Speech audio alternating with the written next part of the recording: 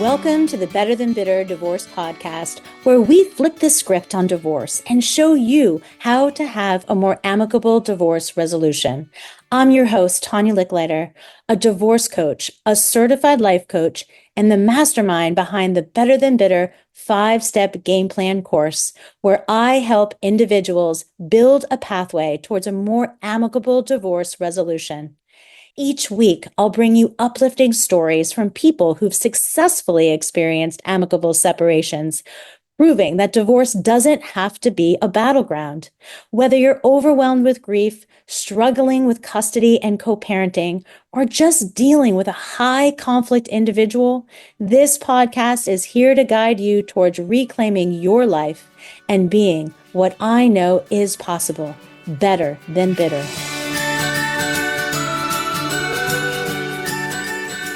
Welcome to episode number 34 of the Better Than Bitter podcast.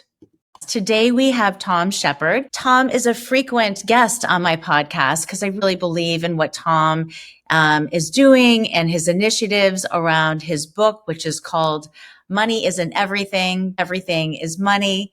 And he has a currency camp that I just highly recommend to anybody who's going through divorce, or even if you're just getting married and want to prevent divorce in your life. I do believe that what Tom is doing here is getting people ready for some ownership and understanding of their own financial natures and how that does affect not only romantic relationships, but the relationship you have with yourself, the relationship you have with your kids, and how you can move relationships forward in a more healthy manner moving forward. So again, if you're getting divorced, we want to make sure that as we move into a new relationship, that we're not bringing the same baggage, or that we're not coming to the table with the lack of understanding of our own financial nature, so we don't get ourselves into that same trap. Today, we're going to be talking about financial healing during divorce and beyond. Welcome, Tom. So glad that you're back. And today we're going to talk about the healing, because I know that whether you're contemplating divorce, or if you are at the final stages of your divorce, or maybe you're 10 years out from your divorce, there is a significant amount of thought around finances, and financial fear is the thing that comes up most in my coaching. And whether you are a double income couple getting divorced, or maybe you're the primary breadwinner and you recognize the fact that you're going to have to pay alimony and child support, which is going to give you less, or maybe you're somebody who's been out of the workforce for many years and have a financial fear about what it's going to be like for you to have to earn money yourself and be able to find a way to support yourself in the manner by which you've been living in the past. So there's so much financial fear that comes on. So I wanted to bring Tom on because he works with people throughout their lives, and divorce just happens to be a life transition that he's very familiar with himself because he's been through a divorce. He works really closely with his clients, no matter what is coming their way. So again, Tom, welcome. It's good to be back, and I'm glad we're going to dig in and talk about this notion of healing today. I'm looking forward to our discussion for sure. When we talk about fear, it's often not fear of one person. It's often fear for both people. What happens when you get divorced is you've got two people going through something that both can be afraid of. And so that's sort of the first thing, that if I'm involved in helping a couple, and sometimes it's literally a couple where both of them are my clients, but I help both of them recognize that fear is in play because change is coming, and we all fear or resist changes that are happening in our lives. So acceptance of change is sort of the first thing that we try and put out there, that things are going to be different. And when we're working with a couple and we're representing both of them in having some kind of either initial discussion or trying to help them frame the work around how to separate so that they can each come to the conversation in a way that is representative of still caring for each other, that's a big part. But I don't always get involved when it's two people who were long-term clients. Sometimes it's like yesterday, I had a woman who came and she's contemplating divorce. She's asked for a divorce. She's looked at the financial statement for the first time ever just yesterday. And she's like, I figured I ought to look at it because I was coming and talking to you.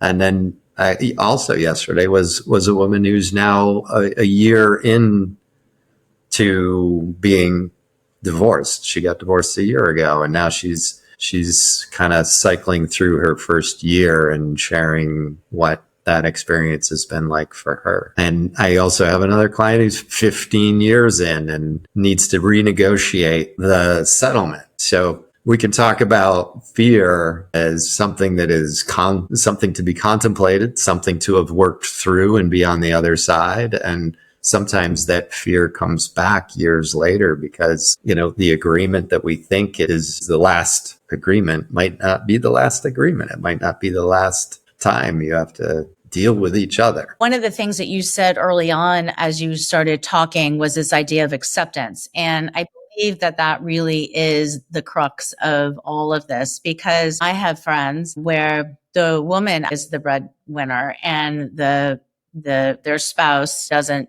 make as much money.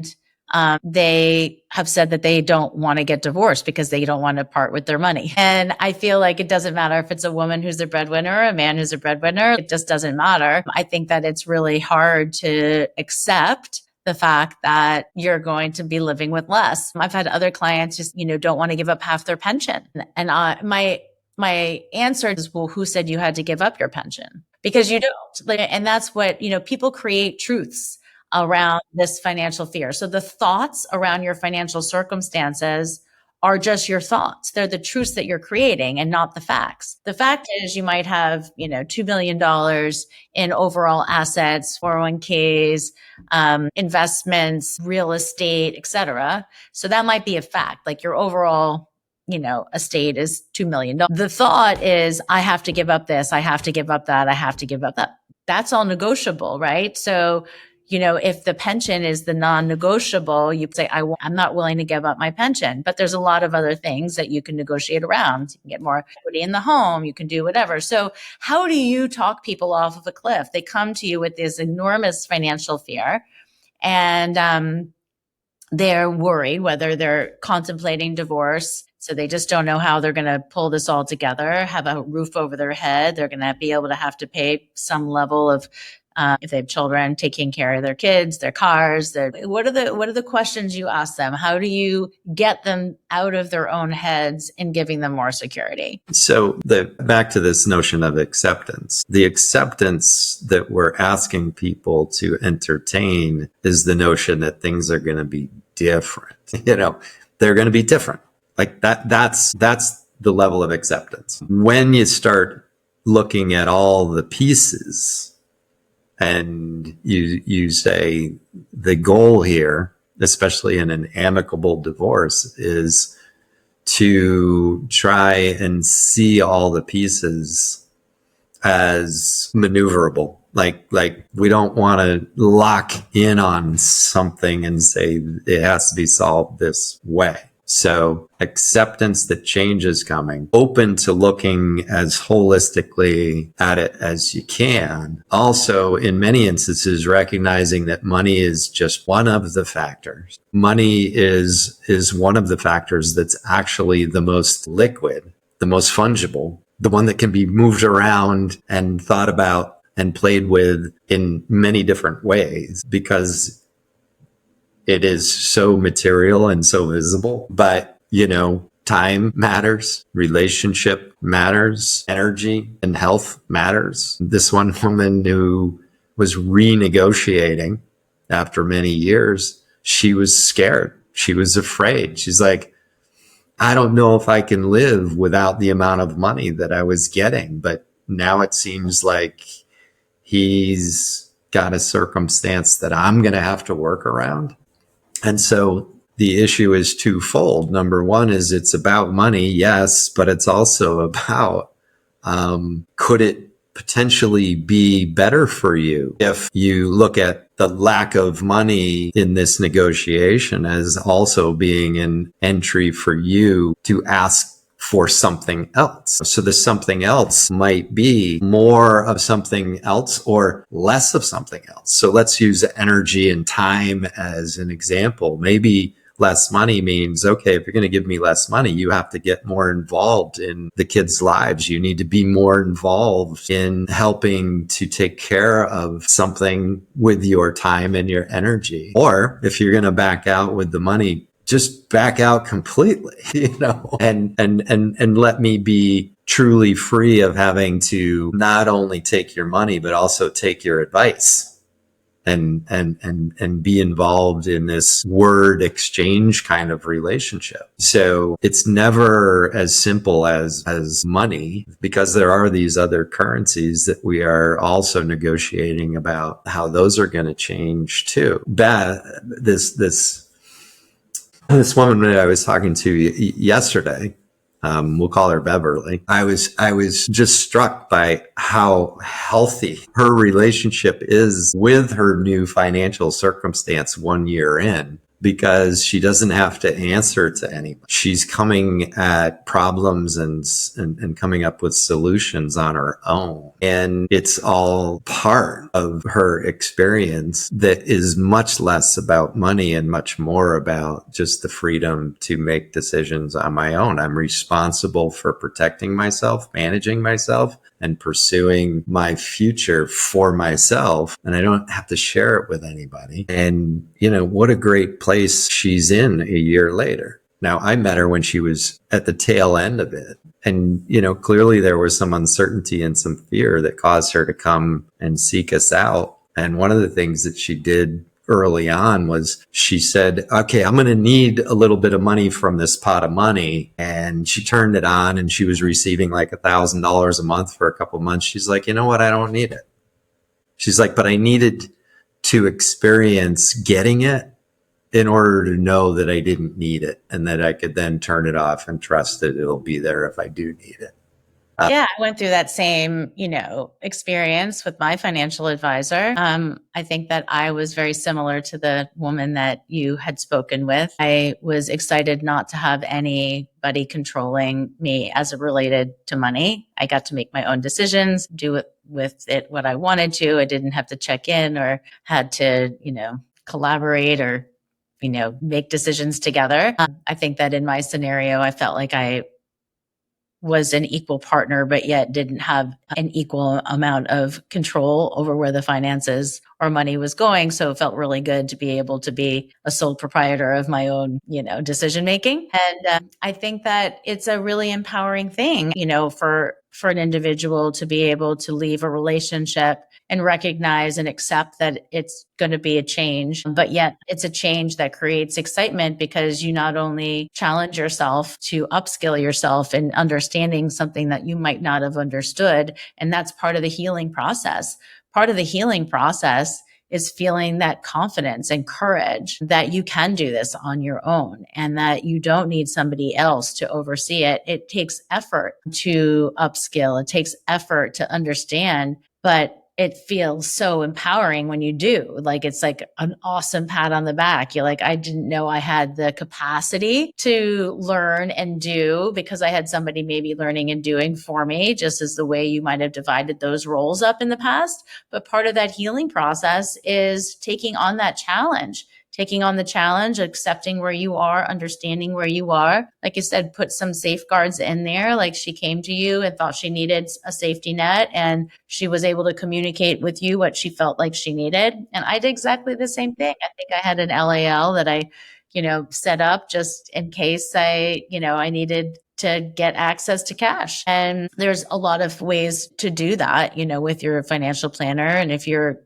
owning a home, you can also see if you can get a home equity line of credit. So again, rainy day, you could definitely have that on call if you needed it. But working with your financial planner to heal from that financial fear, to recognize that there are ways to not have to be fearful. There are obviously a lot of people who don't have any money in the bank and they are getting divorced. And that is definitely a different conversation. No money in the bank and no job. that is definitely a more difficult conversation to have. But again, you can work with like someone who's going to do an earning capacity evaluation on you and figure out what your earning capacity is, and then get some upskilled vocational training so you can start making some money instead of saying, woe is me, I can't do anything, I'm not capable. That's not true. Everybody out there is capable. Even if you've been, staying at home and taking care of your kids and managing calendars and schedules and carpooling and food shopping and cooking and doing medical appointments, those are all careers. So when we stop and we think about what are we accepting, and I said we're accepting that change is coming. And so if you don't have a job and you have no money in the bank, change is coming.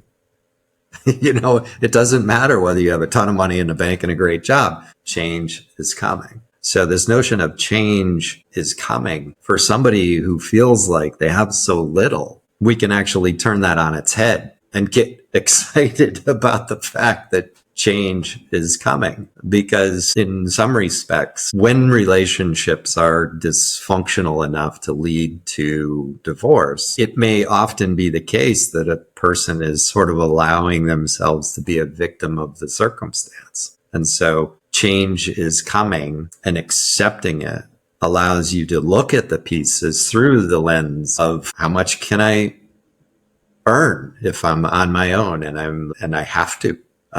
How much is it going to cost to insure myself for health if I'm on my own and I make no money?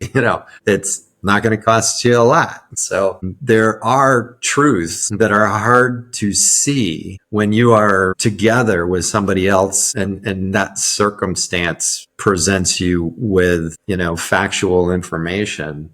And then you attach to that factual information, but some change is coming. And so we have to actually help you get to the other side and see what it will be like when it is different. And it's not just divorce.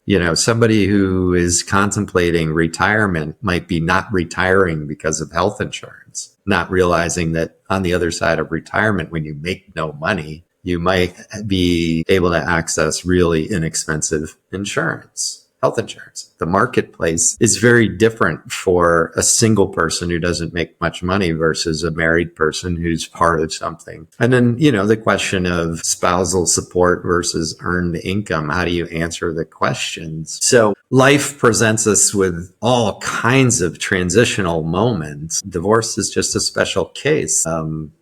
And so if we accept that we are getting divorced, we can accept that change is coming. We can start to actually pull people apart and show them what it will look like and deal with facts. But facts are just how things are, and they shine a light. They help us look into the future and say, that's how things are, but how do we want them to be? And that's where that self-assessment and reflection is so powerful, because, I like to think back to when I was 15 years old and I looked ahead 15 years and I thought I'm going to be a millionaire, right? Like I had a certain amount of confidence that at 15, I'm going to learn some stuff. But, then if we're like 40 or 45 or 50 years old, we sometimes are like living a life where we feel a little beaten up and we don't have that kind of confidence that we had as a 15-year-old, despite the fact that we have 30 more years of experience and more things. And so part of separation is rediscovering who you are so that you can start to get connected to being the creator of your own change that you have accepted is coming. Yeah. And that's really about overcoming the fear, because when you set yourself up like that, when you have accepted that change is coming, if you, like you said, if you have nothing, then change is coming. If you have something, change is coming. And that, having fear around having nothing could be flipped in terms of your thoughts, because you can look at it as a place of excitement. Because if I'm coming from a place of nothing and I have intent to have something, that there's excitement around that. If you can gain the courage and drive to move your life forward, right? So I think that there's those two concepts that we talk about in coaching is that, the victim mentality versus the victor mentality. And you have a choice. There's an acronym that goes alongside with each of those. So the victim mentality is BED, BED, which means that blame, excuses, and denial. So if you are someone who just can't get out of bed, you are working through claiming victim. And it's nobody else's fault in this world. If you point blame at somebody, you are giving them all the power over your emotions, right? I hear this all the time in divorce. If he or she didn't do this, or he or she did that, it's all about pointing fingers back. Who says come left and right? I, have so many medical things that I'm just not going to be able to get a job. Excuse. I mean, there's a million things you can do. Even if you,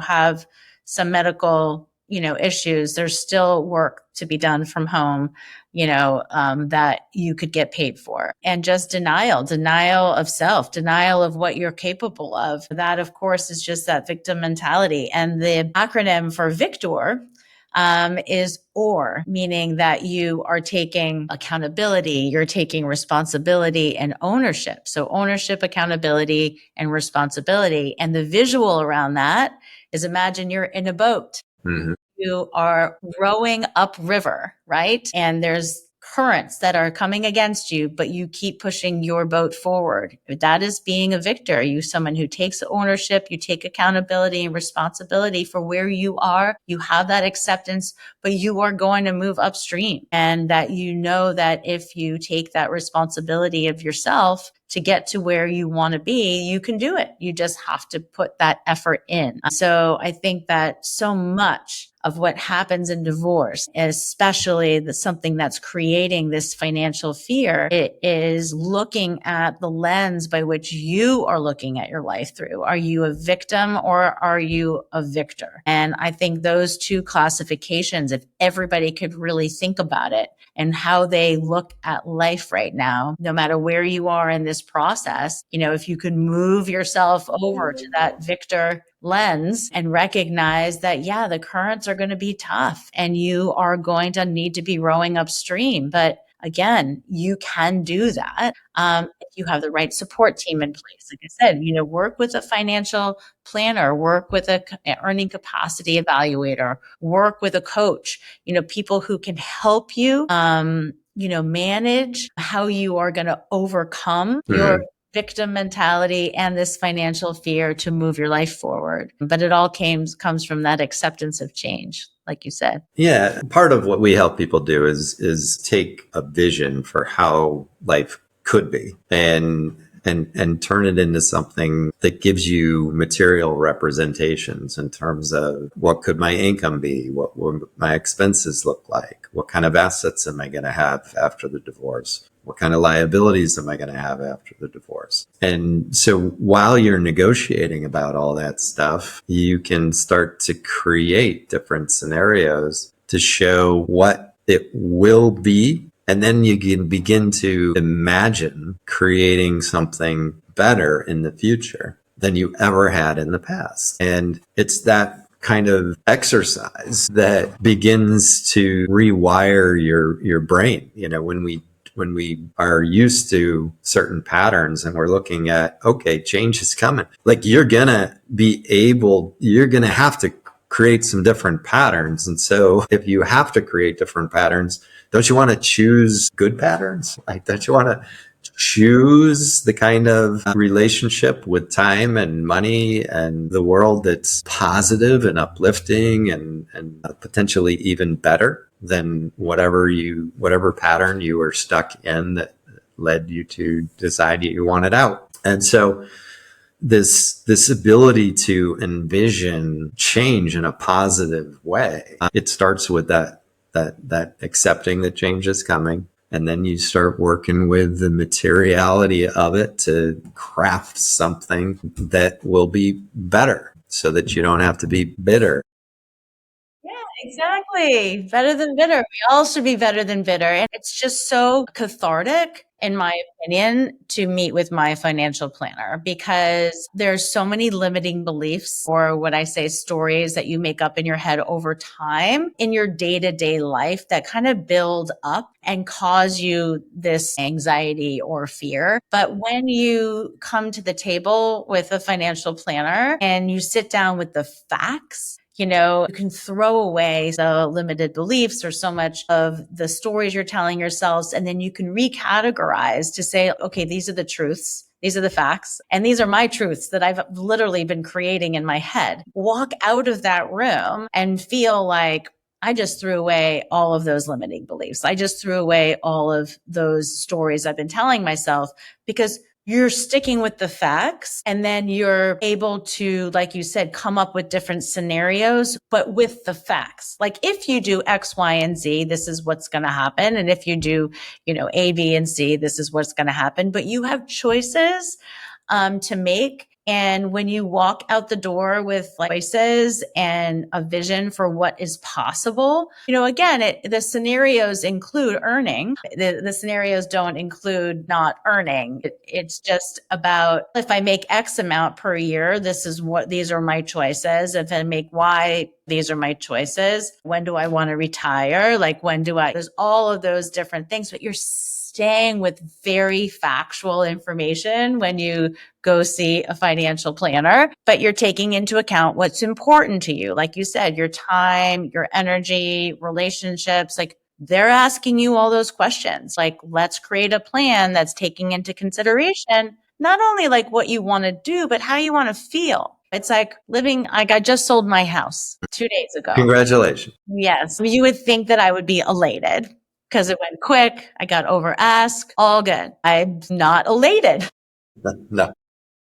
But I'm going to have money in the bank and that should help me change the path of what my life was going to look like moving forward. Originally in my divorce, I was going to hold on to the house for 2 years post when my son went to college. And just due to market conditions and things just happening in the world, a lot of unknowns, I just decided that financially, it was the right time for me to sell. The prices were still high. The inventory was low. There's a handful of good qualified buyers out there since the ones that are actually buying homes are good buyers. And I just decided to do it. And again, like you said, change is inevitable. When you make that change is something in divorce that is fluid. You think you're going to do one thing and having a good financial planner by your side to be able to say, have you considered, I know you were thinking about this, but financially, you'll be in a better position to not be house poor. So many people try to stay in their houses and divorce longer than they really should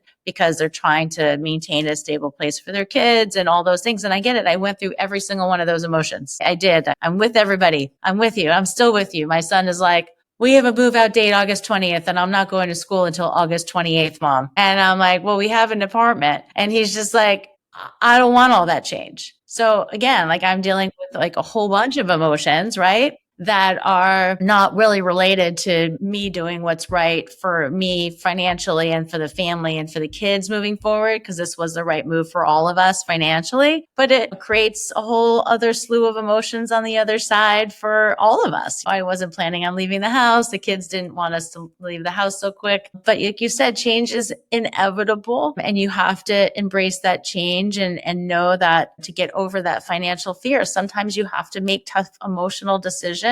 There's a lot of tough decisions out there to make when you're getting for a certain type of person, making a decision to change is really hard. For other people, it's looking at the pros and the cons over and over and over and over again and knowing that you've already kind of done it, but doing it again, that's a different type of person. And then there are other people who they embrace change like they put on their shoes every morning. For some people, change is seen as the best thing. They get bored with the same thing. But where you might be happy to experience change when you start to bring in other people and now you're forcing change onto another person and then they don't like it, but you value the relationship you have with them. Okay, yeah. Granted, it's not always about money.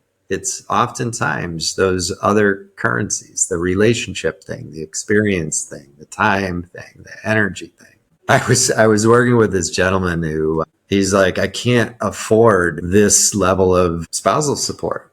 I can't afford it. And I said, yeah, but it is what it is. And so can you not afford it because of your own habits? Is it possible that like you're having to come up with this level of alimony means that you have to sort of take a second hard look at the way you spend money? You know, maybe it's time to quit smoking. It's time to quit drinking.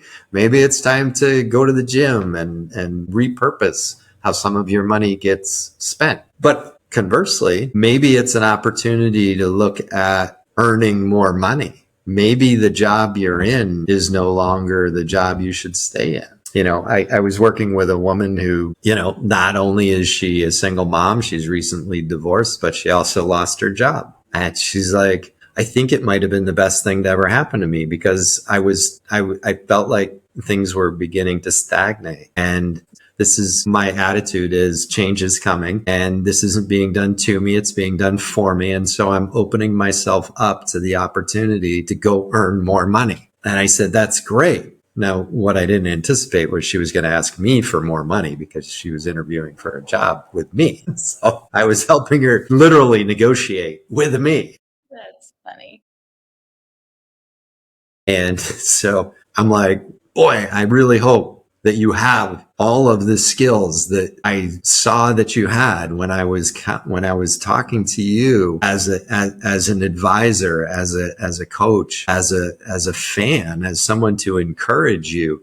I hope you have all that stuff because it's, you know, if I hire you and I have to pay you that much money, then I want to make sure that this is good for both of us. You know, so change, it's coming, but it isn't something that necessarily is going to be bad for us. But it is something that if we are fearful, we can look at that fear and we can pull that apart and we can start looking at how to get all the little pieces to be on the table where we can put them back together and putting them back together in a way that is even better than it was before. That's the place that we want to help people get in touch with that hope, but have that hope not just be, you know, dreams, but actually a plan of what steps and what actions will allow you to get to that place. I honestly, the last 3 sentences you just said is where I want to wrap this up because that was Tania's 3 top tips, all Right. wrapped up into 3 sentences. I can summarize. Change is coming. Mm-hmm. And just because change is coming doesn't mean change is bad. And that once you understand that change is coming, once you have a place of acceptance that not all change is going to be bad, you can lay everything out on the table and really begin to think about a plan. And how, like you said, money is one of those things that's fungible and movable, and you can move things around. And once you get a better understanding of the way your money motivators, whether you are somebody who's a protector or a manager or a pursuer of money, you can begin to think about what's important to you and how you're going to embrace that. Is it your time? Is it your energy? Is it the relationships that you're going to trade for? And how you can come up with a plan to reduce this fear that you've created in your head. Yeah, change is coming, but it does not have to be bad. And understanding that you have capacity to approach change from a victor mentality, that you are going to be rowing up that stream, but you take ownership, responsibility, and accountability for your own actions moving forward. And you can have a plan. No matter what stage you are in this divorce process, you know, making sure that you're working with somebody like a financial advisor to overcome some of this financial fear, allowing for your own mind to be wandering in all these different places without creating a concrete understanding of your starting place is only going to make that fear grow. So again, I really appreciate your time, Tom. Today was really great. I love this idea around changes coming. I think got a great title that maybe this episode will have to take on from a life of its own. But I thank you again. This has been a 3-part series with Tom Shepard from Shepard Financial. He has written a book called Money Isn't Everything, Everything is Money. And you can check out his currency camp at currencycamp.com. Make sure that you take his quick quiz to find out your financial nature. It will be really interesting for you to do that. And again, Tom, thank you so much for being a guest on the Better Than Bitter podcast. It's been a pleasure. Thank you. Thanks for tuning in to Better Than Bitter, Navigating an Amicable Divorce. Whether you are at the beginning of your divorce journey, midway through, or even done, we want the stories from our guests to give you hope that an amicable resolution is possible. If you'd like to dive deeper into today's episode, check out our show notes for a full transcript, reflections, and links to learn more about Better Than Bitter's coaching, courses, and how to connect with our fabulous guests. If you're ready for more support, you can head over to betterthanbitter.coach. There you'll find details and additional information on our 5-step game plan multimedia course, our one-to-one Zoom coaching, group coaching, monthly memberships, events and retreats, and a whole lot more. Plus, we've got a ton of free resources like our monthly newsletter, our private Facebook group, Instagram channel, and a library of articles and free webinars to help you along the way. When you go to our website, you'll be able to schedule a free 45-minute breakthrough call. Remember, we're here to help you reach an amicable resolution. Find your courage and believe in your brighter future, because you know what? It is possible. At Better Than Bitter, we measure success by what we give and not by what we get. So let's change the divorce dialogue together. It's time to be better than bitter.